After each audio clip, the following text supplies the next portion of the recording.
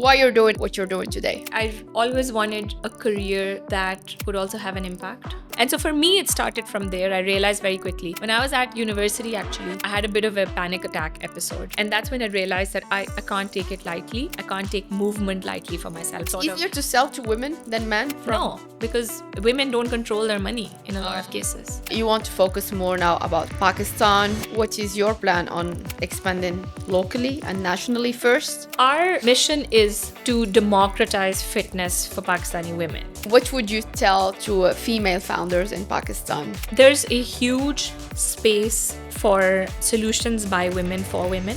So today we had Mahlaqa Shaukat with us. It's an amazing episode. She's the co-founder of Aimfit, a women-first fitness platform ever existed in Pakistan. She launched it in 2014. She raised some VC funding, $1 million within this valley, and she's telling us about her journey on building body awareness, fitness for women in Pakistan and beyond. Subscribe, please, if you want to know the story and many other stories like these.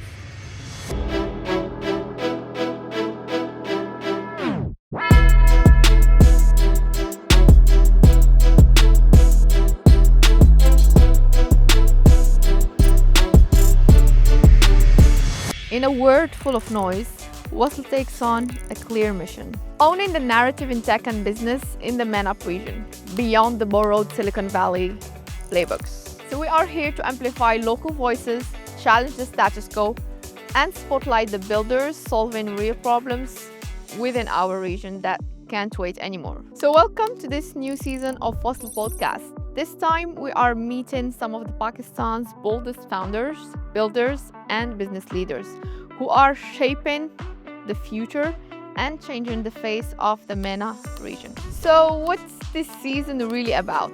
It's about understanding how these leaders navigate challenges, grow teams, win in local markets, and decide when and how to go regional and even global. Enjoy. Welcome, Mahlaqa. I'm so happy to have you today. Thank you for having me. And I'm so happy. I think you are for this season the first women entrepreneur. So I'm so happy because I'm struggling sometimes to find very strong women entrepreneur who are expanding also outside of Pakistan, not only being very strong brands and companies in Pakistan. So thank you for doing what you're doing. I guess you're inspiring a whole generation of girls. Thank you in this country and also also in the region. It means a lot. So I get to know you last time in the women leadership discussion, and it makes me feel many stuff. So why you're doing what you're doing today? So in a short, it can be on personal and professional. The short answer is I've always wanted a career that could also have an impact. I tried when I was in university. I thought I had it sorted. I went for a degree that was a little bit diversified. So I did electrical engineering, but with economics and management. Okay. And I always knew that I'm not going to practice engineering. We are both engineers turned up to entrepreneurs. Yeah, I think I wanted that base, but I knew that, I was really passionate about consulting. So I knew that I'm just going to apply to consulting firms, London, all of that. And so I did that corporate gig, and within the first year or so, I knew that this isn't for me. I really want to feel some impact of what my job is. I don't belong in a big corporate. And I always thought that education was my thing after that. So I moved back to Pakistan to work in education. Mm-hmm. But I just became really passionate about fitness personally while I was at university and then while I was at Deloitte. How you got passionate about it? Because we know, as we were just saying off camera, Pakistani in general are not much body aware. Yeah, there's not much this culture. Yeah, it's very new thing. Yeah. People, the best thing they can do, they walk. Yeah, which is already good. Yeah. So or people have this mindset that walk is the exercise that I need, and it's not wrong. It's great. People should walk anyway, but there's so much more to movement. And for me personally, it was. So in Pakistani households, especially around women, there's huge body stigma, right? So if what size are you, and are you slim, or are you a big girl, or and I think for me growing up, I wasn't a super slim petite girl, and I Okay. have in my family as well. So I remember my mom saying to me that, listen, you need to be active and, don't put on weight or I think it started. So it's a pressure, like a social pressure? I think the social pressure is very common. Uh-huh. But I don't think it only belongs to Pakistan. I think Yeah. everywhere, right? This Women body everywhere, and tissue. maybe in this region. No, I mean Arabs, they Everywhere. love like but big everywhere. women. I think everywhere. Like all the big brands marketing, advertising a certain image for women is basically. So I It think starts everywhere- changing though, like with Yeah. Victoria's Yeah, Secret it's changing. and stuff. It's changing, but I think we've got some way to go. So with me, actually, beyond that, it was also a mental health aspect. So I was very prone to anxiety. I was With work? to be honest, with exams. Like when I was in school, every time I'd have exams, I would sort of, for example, not be able to sleep the night before. And yeah, like, Feels really so bad in your body and stuff. it's and we don't realize it, but now I know that it's basically hormonal. There's a it's your hormones that are keeping you super alert and active. It's adrenaline, survival mode. Yeah, survival mode. And so my mom used to, and we would just be studying in exam season, sitting, not doing anything. And my mom used to really push us to do something physical, because she would see this trend that every time we would maybe play outside or do something physical, I would tire myself out and I'd be able to sleep better and be more fresh for the exam the next day. Yeah. And so for me, it started from there. I realized very quickly when I was at university, actually, I had a bit of a panic attack episode.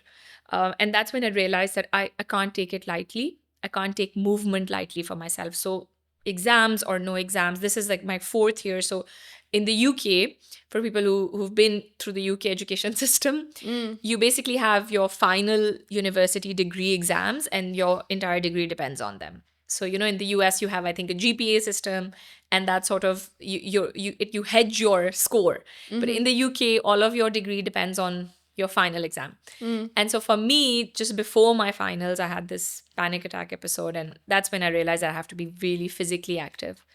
And so, yeah, I just started from there. And what made you come back to Pakistan? The same thing. Like I eventually, when it was always an option, or when you traveled abroad for studies and then you think like maybe I can spend like some time in I wanted to Europe before. So I mean, to be honest, it was never really planned, where I would end up once I graduated. So I was at Oxford, I graduated. Everybody sort of in my year group was moving to London, to find a job. That's like the sort of the natural progression. And so I sort of did the same. And my parents were, following the path that everyone is having. To be honest, they wanted me to, they were like, okay, now you've done your studies. Why don't you come back and figure something out here? And I was like, well, everybody's looking for a job in London. So I'm also going to do the same. I'm not going to have lesser opportunities now, right? But what I wanted to be in the space that I wanted to be in, for example, the education space, I knew that the most impact I could have was in Pakistan. So that's what drove me back.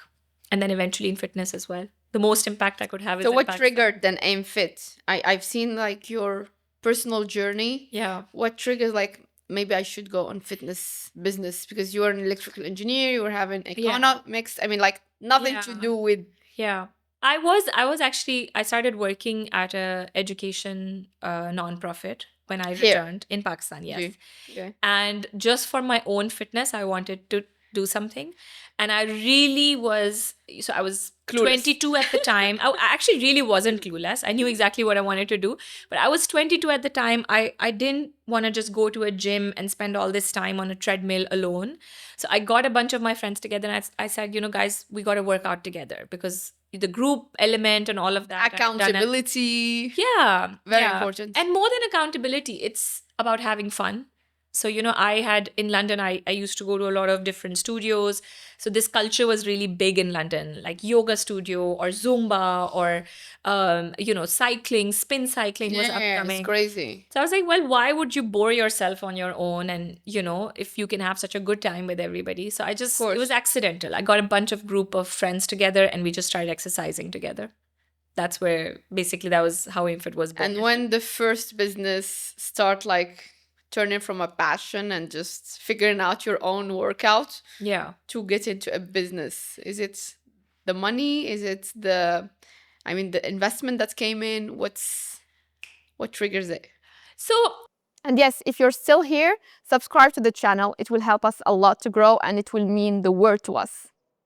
It started from just my friends. And then I realized that, when I saw them really enjoying and having fun, like everybody who would come. So I had done a certification when I was in London.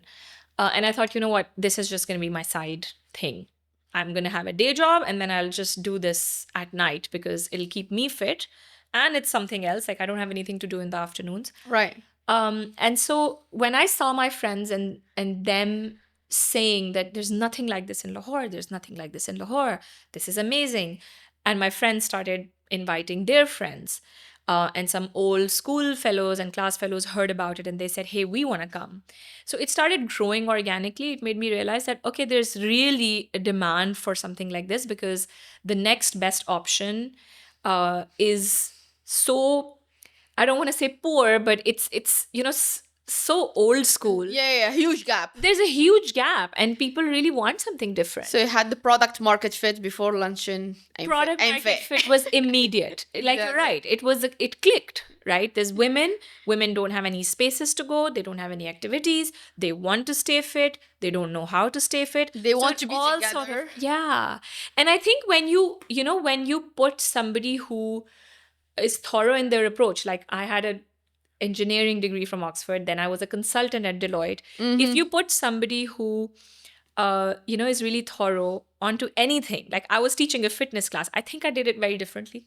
I just had a different approach than most coaches would because I had a lot more exposure. Of course. I think I was being very methodical. I was bringing a lot of education to my sessions. I wasn't just doing it anything willy-nilly, So there was a differentiated factor from the next best maybe fitness coach that people could go to. And even though today I don't teach at Aimfit anymore, but I think that has become the DNA of Aimfit, the education that my coaches bring, their background, a lot of, for example, girls who, have graduated from LUMS, from IB, some of the best universities in Pakistan, then some amazing universities from around the world. Some of the instructors at Aimfit are doctors. There's one person who went to Al Khan. So, they're really established young females who honestly could have picked any other career. Of course. And if they're picking a career in fitness, they're bringing that flair to fitness. Of course. And that's what's missing in the market because people think of it as a secondary job, a job that they don't have to be certified for. No, it's very important. Yeah, a job where they don't need to stay up to date. And I think the real difference is the instructors and the coaches at Aimfit. So yeah. So it was you relied on your own capital at first. How you could make Aimfit start, grow, and maybe scale, especially that you have physical space. So it's like so cash intensive. Yeah. How do you manage this part of growing Aimfit with a good return on investment approach, let's say? Yeah. So I think I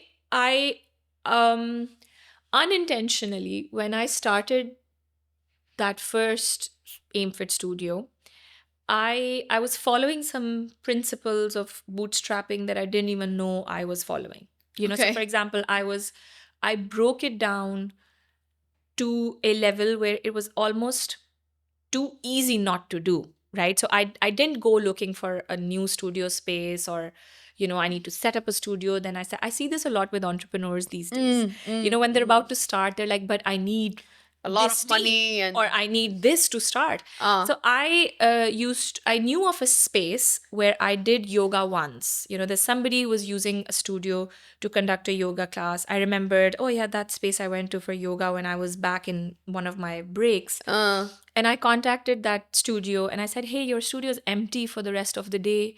So can I just have it for 2 hours in the week? Because it was going to be a 2 hours per week thing.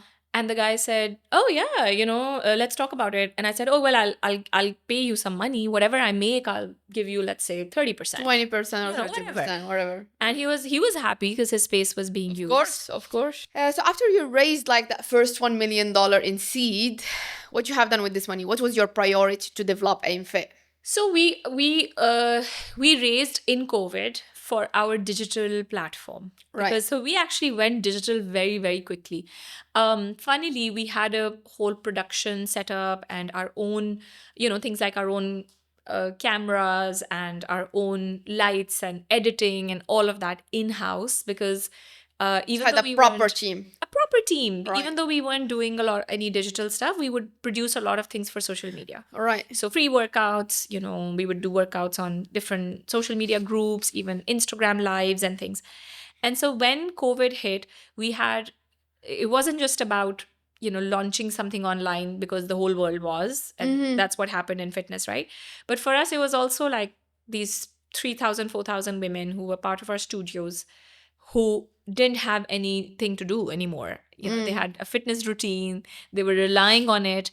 And so it was like, okay, not just is our business shut, but all of our community doesn't have anything now to do. So we actually very feel guilty? quickly. You feel guilty that you have this responsibility, kind I of. think more than not guilty, but just it's like mission back. I need to bring a right? solution. Yeah. When the reason why I started Aimfit was because I genuinely felt very strongly about getting women moving. Right. And it just came naturally to me, right? So Gee. when everything was shut, I was like, well, now is the time when all of a sudden everybody has a lot more time, right? Because they're not going to work, and everybody's going to be a lot more sedentary because you're just at home and you're not going to move, and everybody needs to be a lot more active because there's like this virus, whatever is spreading. You need to be healthier and fitter to fight it. Let's say you catch it, right? And so it was very natural. We actually just started filming some workouts, putting them out through our social media channels. Like we had social media groups. So we just repurposed, the community that we had. We got a great response. We also started charging for some of those workouts, just like our very first, because the business has to exploring the revenue models, like monetizing from day one. I think when you're bootstrapped, you take it very seriously to monetize. And if you have something that people would pay for, what's the best thing as an entrepreneur? You're making something that people are giving you your hard-earned money for. Right? It's a big thing to get somebody to reach into their pocket and trust you with their money. Yeah. Especially here in Pakistan, we're just talking off. Most people want free things. Actually. Want free things. So the biggest product market fit, the biggest validation of what you're building is how many people are willing to pay you and how much are they willing to pay you for it. So for us, it was, okay, great. People are paying for this. And then we it's sort of... It's easier to sell to women than men here? No. Because women don't control their money in a lot of cases. In a lot of cases. Yeah. Like we've had, I think in a more premium market, it is easier to sell to women because they have access to money. Their own financing. Yeah. The easiest women to sell to are women who are financially independent because they control and make their own decisions. Exactly. Right? But I have had instances where, some women who either don't want to disclose to their husbands or family that they're spending at Aimfit because they would be judged for it, or their husbands come in to validate, or they speak to somebody from our staff to validate what kind of a product are we, what kind of a space are we, and then they will pay us. So I mean, you have a layer of validation. It's a very different market to solve challenges for, right? And a lot more research is coming out in, for example, how women should train different to men, how women should incorporate more resistance training, for example, what recovery protocols should women follow, what kind of focusing on the cycle also of women. Yeah. So this is something that we never talked about in terms like now I actually plan my cycles within the workout and even within my work. I not plan a shoot on my period time. Because I'm not on the best energy. So it's very important. Yeah. So I think all of those things, and I think that's what has so building studios, but also upgrading all of your locations to be globally competitive, so that you're giving women, a space, world-class experience and a space to really claim as theirs. And yes, if you're still here, subscribe to the channel. It will help us a lot to grow, and it will mean the world to us. How do you nurture your creativity as a business owner? Because it needs a lot of energy to get with new ideas and build up on on stuff? I think there's two words that you've used, right? Nurture and creativity, right? So there's like nurturing yourself is beyond, like nurturing your creativity is a subset of generally nurturing yourself. Gee. And I think that, so I'm a mom, I have 3 kids, I have my hands full. And I like to be hands-on with a lot of my motherly duties as well. Exactly. And I think that, it's another business in itself. It could, yeah, of course. And I think nurturing yourself, in my business, comes naturally as well. Like I was on in a panel talk with some other women a few days ago, and both of them were so strongly saying that, we don't have any work-life balance and we really struggle. And I kept quiet because I do think that I have a good work-life balance. And I think I'm blessed because I am in that industry. I'm selling work-life balance to other women. I'm selling wellness to other women. So if I don't have that in my own life, it's not authentic. Exactly. You have to be aligned with what you're selling. Yeah. I can't just, I can't be off my rockers and then trying to say to other women, hey, incorporate your workout even if though you're really busy, if you're a mom. Yeah. So I think over the years, I've gotten better at nurturing myself. So, maybe a workout, sleep routine, finding the right wearable tracker that helps my health, and having a good relationship with your wearable tracker, or, meeting your friends, your family, taking out time for your loved ones, or realizing what as a mother is something that nurtures your motherhood as well. And then creativity is just, I think you gotta be in uncomfortable situations, new rooms. You have to continue to read and inspire yourself and listen to podcasts and continue to set your benchmark at a global level and continue to expose. Like, that's what I do. Expose yourself to that. I'm always reading something. And your community, I guess, they are feeling it, that you are bringing new kind of experience. I think that's what their words tell us. So the feedback that we get, how our brand is growing, I think our brand image, I think that's what we get. You were telling me about that you want to focus more now about Pakistan. What is your plan on expanding locally and nationally first, and then maybe globally or another regional level, let's say? Yeah. So our mission is to democratize fitness for Pakistani women. I say this, I've been saying this from the start. I want Pakistani. Yeah, that's what I was saying. It's like, that's a big mission already. Yeah, I've said we are in a country of 45% of women, right? Here in more, Pakistan, I think 45? 51%. No. I think there's more men than women here. No, there's more women than men. No?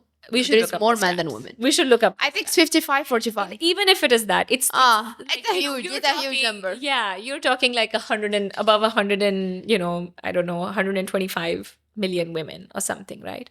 And it's I think I've been saying this and really believing it from the very start, that I want Pakistani women to be one of the fittest in the world. And I think nobody, when they hear it, believes or thinks that is possible. But I think that's the thing about crazy missions, that if you keep saying it out loud, you start. It will become a reality. It one day. And maybe I don't do it in my lifetime. Maybe, Aimfit will do it. Aimfit starts it and other people start. I think we've really managed to change the fitness landscape for women. That's great. That's in itself a huge achievement. When I started doing this class on the side, I couldn't find any trainers to come and join me. Right? So we from the very get-go, we decided, okay, you know what, we're also going to bring master trainers, and we're also going to train our own trainers. And we still do that. But there are a lot more women who are only Pakistani. You don't have international trainers for now, do you? We actually do have a few. Okay. We have a few, but you don't have a lot of international people living in Pakistan. No. Right? Yeah. But what we do is we have a lot of master trainers who join us from the US, from Australia. Another offshoot of COVID. So because we have a production team, because we have an app, because we have all that capability, we didn't just use our tech and our investment to make an app. We've actually been powering our studios and our instructors training, all of that with technology. Right. The reason why we're able to do certifications with trainers across the world, it's like backed by all of our tech, backing. The reason why we're able to expand quickly is because we're also using a lot of that tech and production in studios. So if you go to Aimfit Studios. And in-house. In-house. Yeah. When you go to Aimfit studios, you'll see there's screens in all the studios, and depending on the comfort level of the trainer or the number of years of experience of the trainer, the screen will show something different, because we just want to make sure that our people in the class are supported. Right. So sometimes there'll be timers running on the screen, right? But sometimes there'll be an entire workout running on the screen with the level 1 easy option, beginner, intermediate, advanced. Because there's different people coming to different classes. And if we're expanding quickly, we want to support our trainers with the right kind of technology, so they're also keeping the people safe. Amazing. And how about the regional or international expansion? I heard that your app is already used by Pakistani diaspora or maybe other nationalities abroad.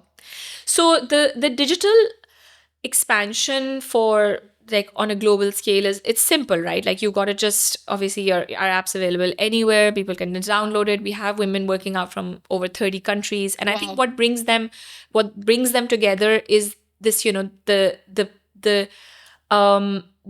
the community nature. So you want to work out with like other Pakistani women, other diaspora women, similar situations, similar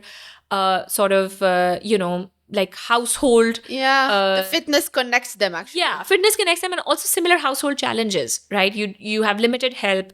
You're a hands-on mom. You might also be working. So I think that's what brings them together.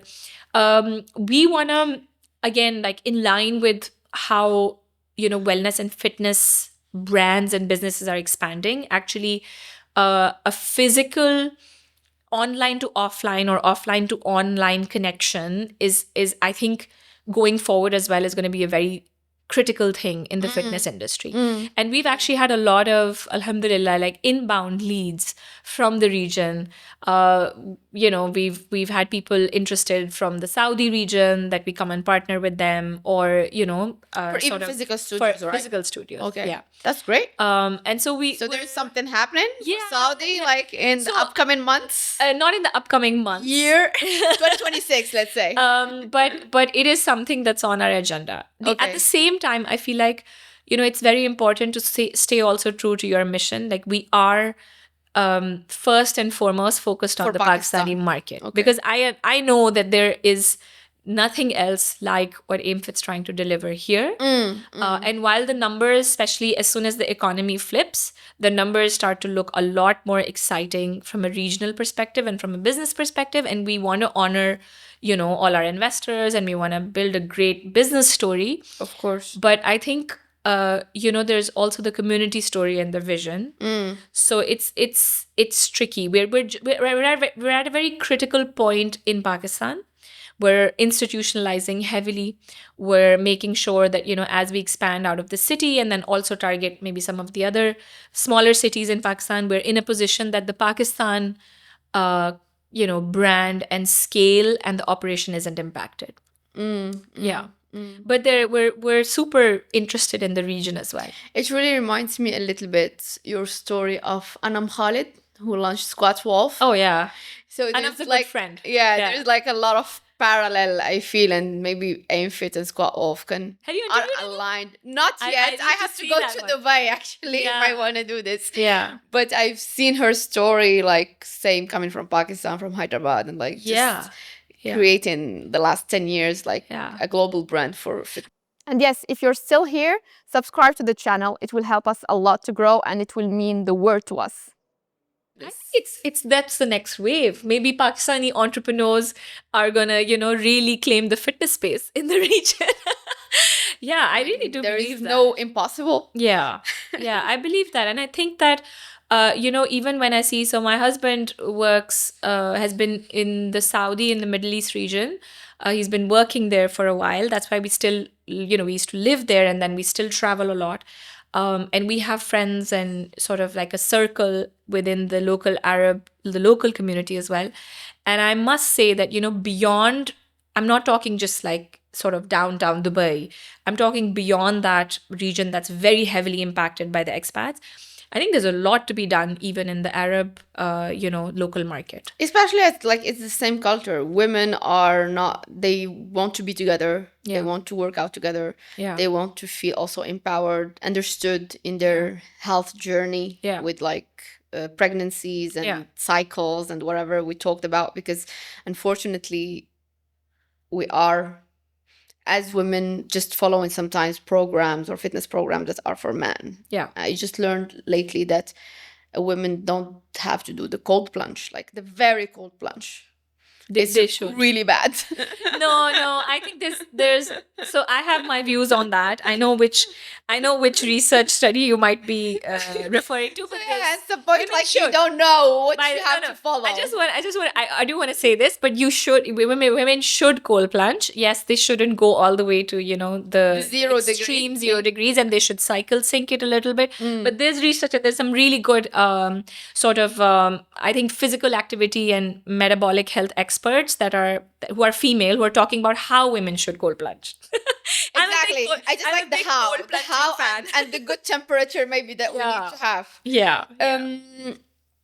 But I just want to add, I think that, the localization element is very important. So even when you see in the region, like now Riyadh and Dubai and Doha and all these cities are buzzing with new fitness studios popping. Like Dubai, for example, is another home for me. I lived there for 8 years. And there is so much happening all the time, especially in terms of fitness. But I think it becomes like Miami kind of situation. But I think the key is, what kind of localization are businesses really bringing? Because ultimately, I think people who are, for example, women in Pakistan or the women in Riyadh or Jeddah or Dammam, or, they don't want to just do what's happening in New York or what's happening in the UK. Of course, no. A lot of these businesses and wellness chains that are opening, it's sort of like a lift and shift and copy paste, in some ways. And women's bodies don't work like that. And especially like, like Asian women or local women. This region, So with Aimfit, one of the reasons for our success was, small things like the choice of music. Or, for example, our first, back in the day, one of our classes... So you dance on Bollywood? I mean, like one of our really famous classes was Bhangra, right? Bhangra, Bollywood. Because women do this anyway at all these weddings and dances. And they're like, this is not a workout. This is just dance. Of course. So I think there's localization elements, and the same thing we did with our digital app. Like there's understanding of your local market and how it's different and how you can't just copy paste something. It doesn't work. It doesn't work in technology. It doesn't work on products like this. It doesn't work on community things. You cannot copy paste. I mean, that's part of our mission. It's like really to showcase how we can localize different businesses and empower these businesses in the region. Absolutely. How, what would you tell to female founders in Pakistan from your experience? What kind of advice or lesson you may have to give? I think there's a huge space for solutions by women for women. I think like the way women understand other women's challenges, it really gives them an edge. I don't know if we should be happy about this or we should call this opportunity or something that is unfortunate, that a lot of like men, when they design something, they don't think of it as, is this for women or is this for men? And the same has been true in the wellness and the fitness space, right? So fitness solutions, same for men and women. Gyms, same for women. Even in Pakistan, so you'll see most gyms in Pakistan have a gym floor, and then there's like 2 hours in the day that is designed for women. Yeah, so you're using exactly the same things, exactly the same form. Everything's the same, just women can come in. And the best is, there's a small women gym, which is maybe like 20% of what the men are being given.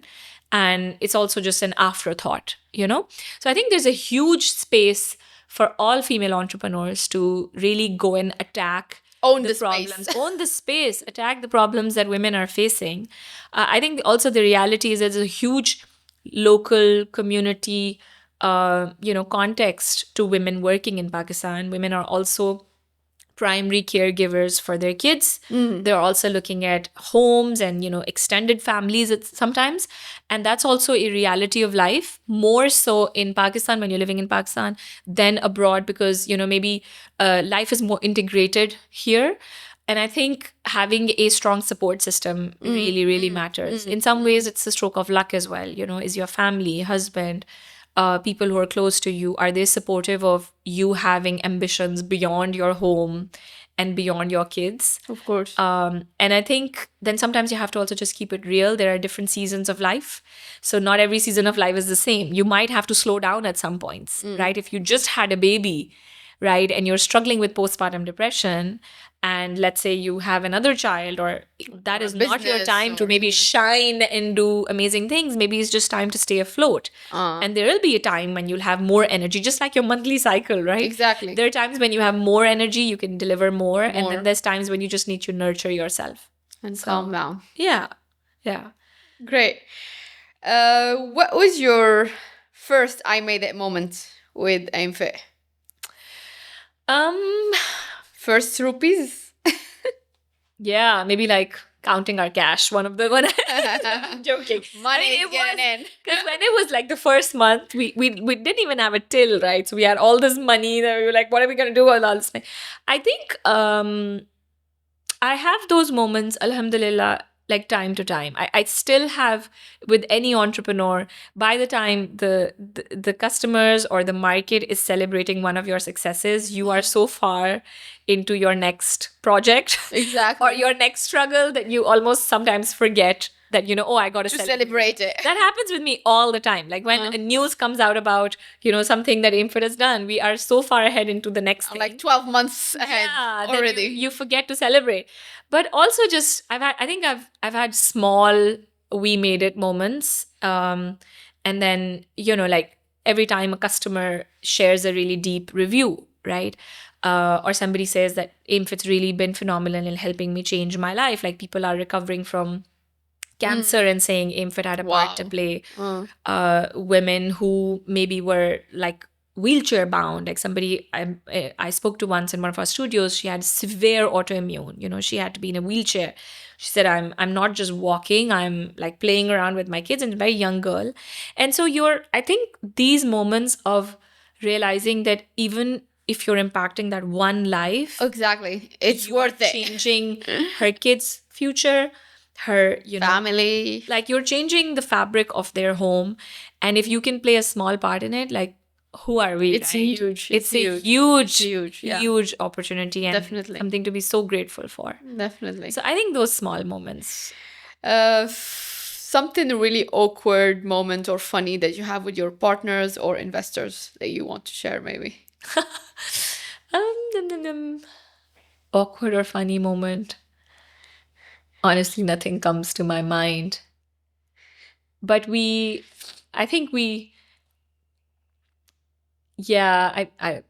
comes to mind. We've made a lot of people work out. I think that's one of the things. Whenever convert them to fitness. Yeah, because I think it's so authentically us, right? Like whenever somebody visits Aimfit or, there's any sort of event or anywhere where we're meeting somebody, we just going around. Yeah, we like to get people moving. We like to get people sometimes dancing. And I don't think people are expecting that. People are expecting like serious meetings, and so it sort of really breaks the ice nicely. And if we give you like $1,000, how would you invest it? $1,000? I mean, putting yourself in you're 22 years old. Oh, if I'm younger, if I'm a lot younger. With the mind of today and the experience of today. And I don't have a business yet. I don't do a business Just give you $1,000, how would you invest it? Probably in my learning.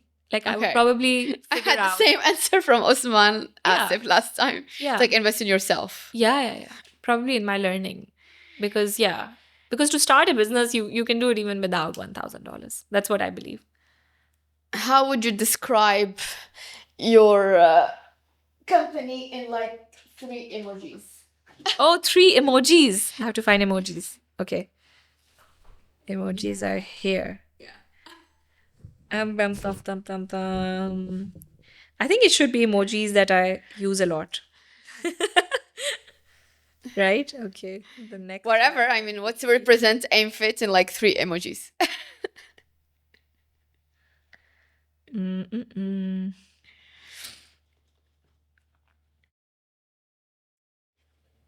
Okay.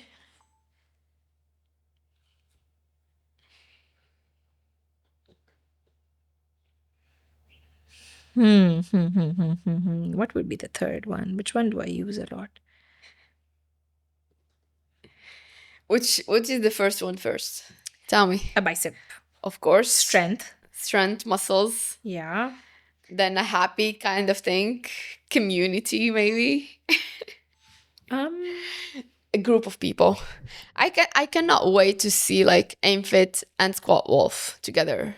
I mean, of something. I mean, you have the platform. She has the activewear and merge it. I mean, not merge it, but I mean like build together kind of thing situation. I think with Squat Wolf and so these three, I don't know. I can tell you the rationale behind them, but I think what I really think is similar is the vision that the founders have there as well, and they're really into fitness. So when we meet, so I've met them a few times. I get along really well with them. We just talk about fitness. And, the next workout. You're crazy. What are you doing? And what am I doing? And so lots to talk about there. But yeah, the reason I selected the fun, the biceps, got it. Growth. So the second one represents growth and innovation. And then the third one represents having fun. Celebration and fun. Okay. Community, celebration, having fun, making fitness fun. Because for a lot of people think fitness is, some sort of like a punishment. Boring burden. Punishment, yeah. Yeah. That you need to get rid of. Yeah. But now, once you develop this addiction to the hormones of workout, you cannot live without. For sure. And I think like a drug. Once you start to see how it enables you in other areas of your life, it's not just about, fitness is not about that workout. It's not about fitting into certain clothes. It's about, anybody showing up for their job and doing their best. Yeah. This is why companies and different corporates and, just anywhere, anybody who's hiring people, I think needs to know that their superpowers will be unlocked when, they nurture themselves. That you asked me about nurturing. Thank you, Mahlaqa. It was so nice to have this discussion with you. Yeah. A woman to woman, finally. Thank you so much for having me. Yeah.